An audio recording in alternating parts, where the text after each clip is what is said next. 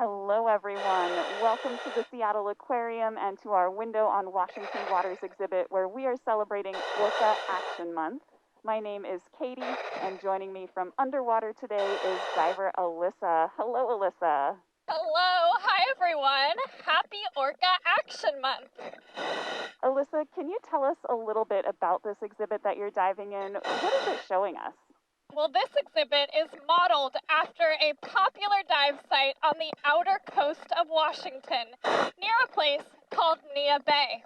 It's right on the tip of the Olympic Peninsula, where the Salish Sea and the Pacific Ocean meet together to form a hugely diverse ecosystem with cold, nutrient-rich water, huge volcanic rocky pinnacles, and lush kelp forests.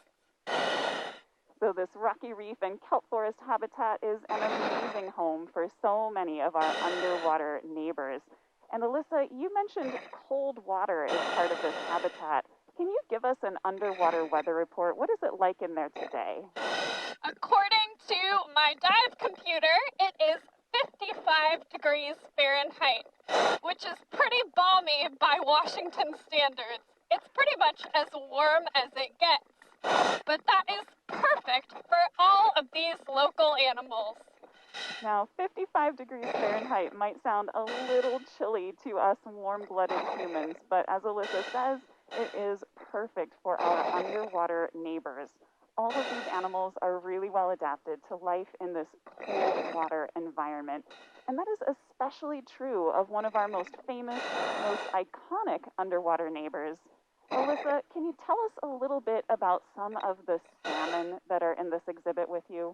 I am surrounded by coho salmon and a few sockeye salmon as well. Salmon spend the beginning of their lives in rivers and streams, travel into the ocean for their adult years, and back again to the very same river that they were born in to have their own babies.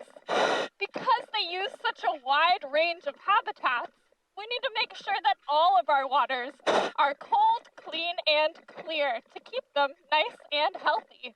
Those salmon do rely on that cold, clean water at every stage of their life cycle and throughout all of those habitats that they might pass through. So, Alyssa, what are some of the things that we can do up here on land that help to make sure those salmon have that cold, clean water that they need?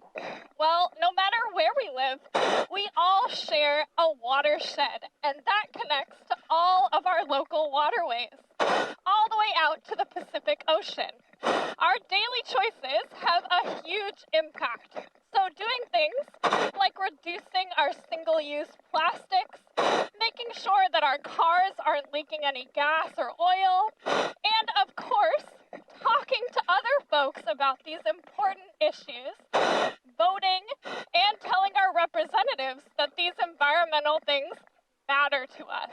That's all going to help out these local critters.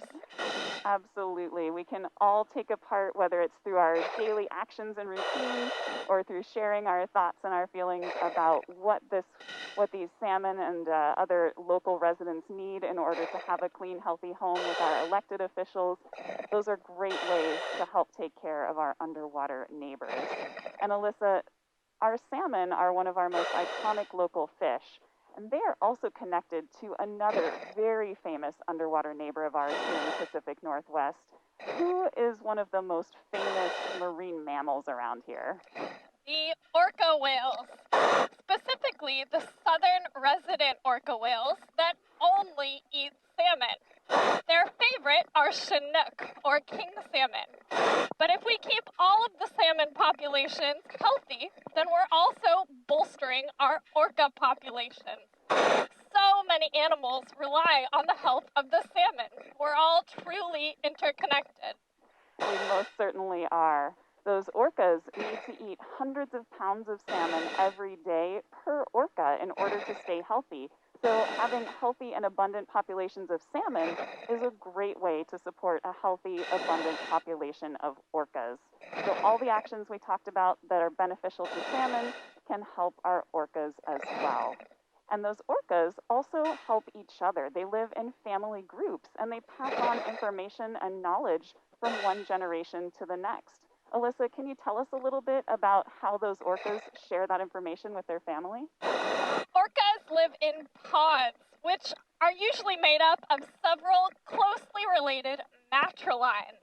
And those matrilines are led by mothers and grandmother orcas who teach the younger generations how to hunt, how to communicate, and so many other important skills. The same way that we pass traditions from generation to generation. Just as we take care of ourselves within our families, orcas do exactly the same thing. They can pass on those traditions and that knowledge, especially where, when, and how to find those salmon that they need to survive from the older generations to the younger generations to ensure the continuing success of the orca population. Well, thank you so much, everyone, for chatting with us today about orcas and salmon and celebrating Orca Action Month. We would love to see you come down and visit us at the Seattle Aquarium so you can get even more up close and personal with some of our underwater neighbors sometime soon. Thanks so much for being with us today, Alyssa.